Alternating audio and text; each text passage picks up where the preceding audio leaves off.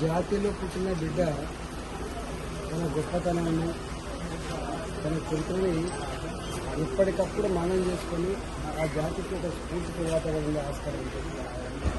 అట్లాంటి మహనీయుడే సర్దార్ సర్వాయి పాపన్న 376 జయంత్యోత్సవాన్ని పురస్కరించుకొని వెంకటేష్ గౌడ్ గారు సర్దార్ సర్వాయి పాపన్న యొక్క జీవిత చరిత్రనే కాకుండా ఆయన ఆనాడు పోరాడినటువంటి తీరుని, ఉద్యమ స్ఫూర్తిని ఇవాళ అన్ని తరాలకు అందించేటువంటి గొప్ప సంకల్పం భాగంగా ఇవాళ సినిమా తీస్తున్నందుకు వారికి అభివృద్ధి తెలియజేస్తా ఉన్నా.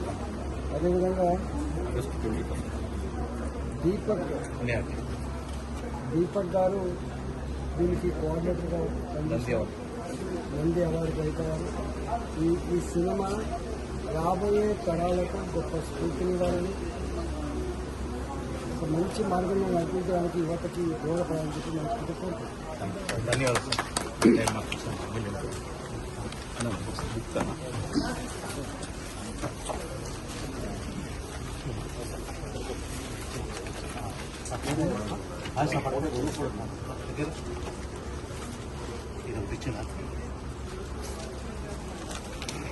ఇది